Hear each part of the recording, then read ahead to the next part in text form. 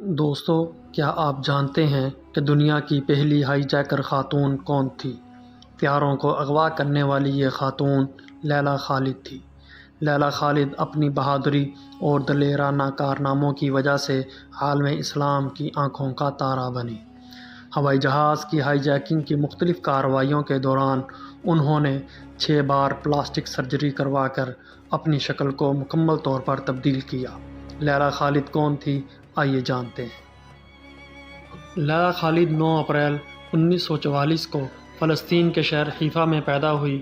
اس نے بچپن میں فلسطین کی آزادی تحریک میں شمولیت اختیار کر لی تھی اور جلد ہی اس تحریک کی متحرک کارکن بن گئی۔ فلسطین لبریشن فرنٹ میں شمولیت کے بعد لیلا خالد نے پہلا جہاز 29 اگست 1969 کو اغوا کیا۔ یہ جہاز اٹلی سے اسرائیلی دارالحکومت تل ابیب جا رہا تھا۔ اغواکاروں کو اطلاع ملی تھی کہ اسرائیلی وزیر اعظم اسحاق رابن بھی اس جہاز کے مسافروں میں شامل ہے۔ جہاز کے ایشیائی فضائی حدود میں داخل ہوتے ہی لیلا نے جہاز کا کنٹرول اپنے ہاتھ میں لے لیا اور پائلٹ کو حکم دیا کہ وہ جہاز فلسطینی شہر حیفا کے اوپر سے گزارتے ہوئے اسے شام کے شہر دمشق لے جائے۔ وہ شام جانے سے پہلے اپنے آبائی شہر حیفا کو اوپر سے دیکھنا چاہتی تھی۔ پائلٹ نے حکم کی تعمیل کی اور جہاز دمشق ایئرپورٹ پر اتار لیا گیا۔ مسافروں کو یرغمال بنا کر فلسطین کی آزادی کا مطالبہ کیا گیا۔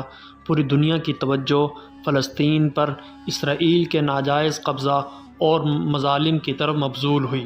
مذاکرات کے بعد اسرائیلی جیلوں میں قید فلسطینیوں کی آزادی اور اغواکاروں کی بحفاظت واپسی کی شرائط پر تمام یرغمالیوں کو رہا کر دیا گیا۔ اس کارروائی کے بعد دنیا بھر کے ٹی وی چینلوں اور اخبارات نے لیلا خالد کے انٹرویوز نشر اور شائع کیے اور اس کی تصویروں کو بہت شہرت ملی اور اسے اس قدر مقبولیت ملی کہ اس کے بالوں، سکارف اور انگوٹھی کو بطور فیشن اپنایا گیا۔ پہلی ہائی جیکنگ کے بعد اس نے 6 بار اپنے چہرے کی پلاسٹک سرجری کروائی اور اپنی شکل کو مکمل طور پر تبدیل کر لیا۔ دوستو، 6 ستمبر 1970 کو لیلا خالد نے اپنے ایک ساتھی کے ساتھ مل کر ایمسٹرڈیم سے نیو یارک جانے والی پرواز ہائی جیک کرنے کی کوشش کی، لیکن جہاز میں مسلح سیکورٹی گارڈ کی موجودگی کی وجہ سے یہ کوشش ناکام ہوئی اور لیلا کے ساتھی کو گولیاں مار کر ہلاک کر دیا گیا اور اس طیارے کو برطانیہ کے ایک ایئرپورٹ پر اتار لیا گیا اور لیلا خالد کو زخمی حالت میں گرفتار کیا گیا۔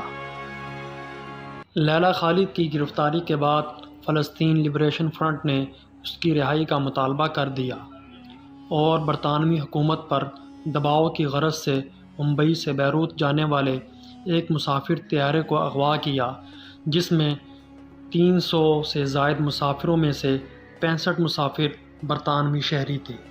اغواکاروں نے پہلے برطانوی حکومت کو 72 گھنٹے کا الٹیمیٹم دیا، مگر پھر برطانیہ کی درخواست پر اس میں توسیع کر دی۔ بالآخر طویل مذاکرات کے بعد لیلا خالد اور سوئٹزرلینڈ اور جرمنی میں قید دیگر 6 فلسطینی عسکریت پسندوں کے بدلے طیارے پر موجود تمام یرغمالیوں کا بحفاظت تبادلہ ہوا۔ لیلا خالد نے رہائی کے بعد میرے لوگ زندہ ہیں کے نام سے اپنی ایک آبیتی بھی لکھی۔